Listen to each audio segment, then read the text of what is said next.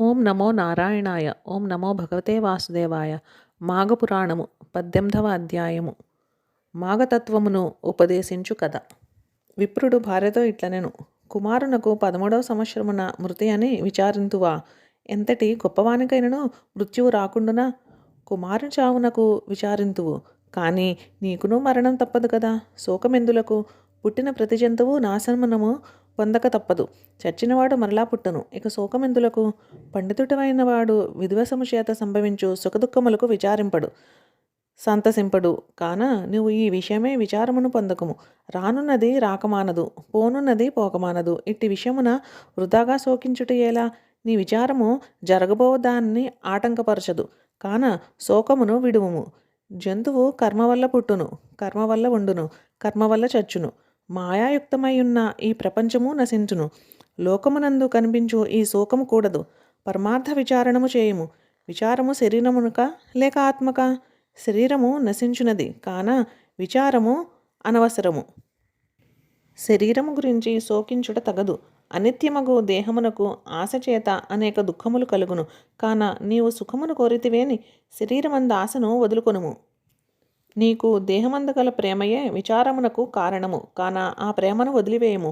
ఆత్మ కాని శరీరమందు కలిగిన ఆత్మబుద్ధియే శోకమునకు కారణమగును.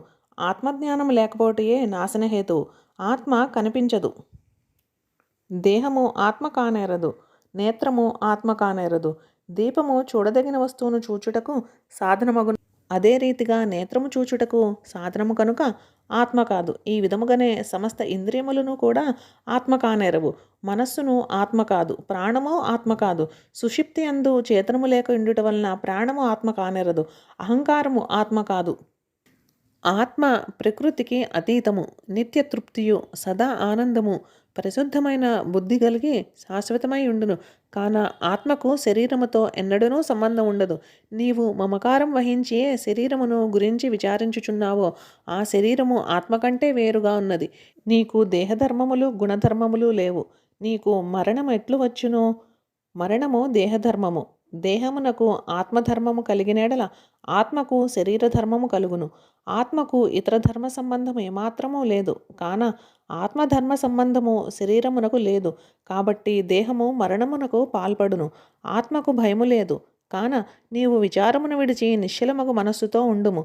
క్షణములో నశించు ఈ దేహముతో ప్రయోజనము లేదు. ఆత్మయే శాశ్వతమని తెలుసుకుని సుఖింపుము. పండితులు ఈ సంసారమును నిత్యము కాదని తెలుసుకుని పెండ్లి చేసుకుని కూడా వైరాగ్యమును పొంది సన్యతింతురు. గృహస్థ విధులు సంతాన ప్రాప్తిని పొంది క్రమముగా సన్యాసమును స్వీకరింతురు. అజ్ఞానులు రాగ విశేషము చేత దారిగానక సంసారమున పడి మ్రగ్గుచుందురు. అట్టి సంసార లంపటులకు 100 కోట్ల జన్మలు ఎత్తినను ముక్తి లేదు. రాగాంధులై సంసార తమోవృత్తులై ఉన్నవారు తన్నాశనహేతువైన జ్ఞానమును పొందజాలరు. అజ్ఞానమున ముంచి మాయను వెదజల్లి ఎంతకాలముండునో అంతకాలము సంసారముండును. మాయ నశించిన ముక్తి కలుగును.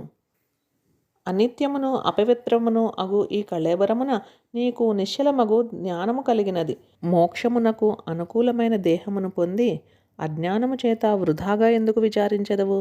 నా మాట వినుట అంగీకరించితివేని చెప్పెదను వినుము.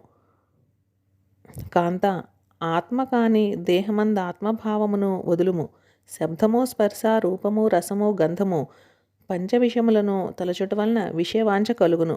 దాని వలన కామము జనించును. కామము ఆవేశించి క్రోధము వచ్చును. మంచి చెడ్డలు తెలియక ఆ కోపం వలన నాశనకరమైన మోహము కలుగును. మోహం వల్ల స్మృతి నాశనమును, స్మృతి నాశనం వల్ల బ్రహ్మజ్ఞాన విషయమైన బుద్ధి నశించును. ఆత్మబుద్ధి నశించుట వలన తాను కూడా నశించును. అనగా సంసారమందుందువు, అది తప్పు నేరదు. అందువల్ల విషయవాంఛ వదలవలను, విషయములను జయింపవలను. అట్లు కానిచో దేహమును వదిలిపోవటం మంచిది. ఇంద్రియములను నడిపించి యోగవృత్తి అవలంబించవలను. సంసర్గమును వదిలి నిశ్చలమగు బుద్ధితో మనస్సును గల ఆత్మను తెలుసుకొనుము. అష్టాంగ యోగము చేత పరమాత్మను తెలుసుకుని ఈ దేహమును వదిలి ఇచ్చటనే నశించవలను. నా యందు అన్ని భూతములు కలవు. అన్ని భూతములందు నేనున్నాను. నేనే గొప్పవాడను. నాకంటే ఇతరమేమియూ లేవు. కాన ఈ శరీరమును గల మమకారములు విడువుము, సుఖింపుము. పుత్రుని మరణమునకు శోకించుచున్నావు, భయము లేదు. శ్రీహరిని పూజించి పుత్రమరణమును తప్పింతును.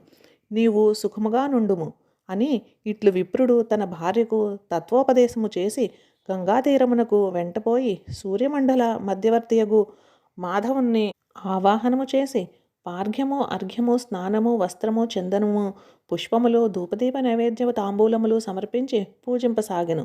హరి సాన్నిధ్యమున నారాయణ మంత్రమును జపించుచుండెను. భక్తవసుడగు రమాకాంతుడు సంతోషముతో విప్రునికి ప్రత్యక్షమైను.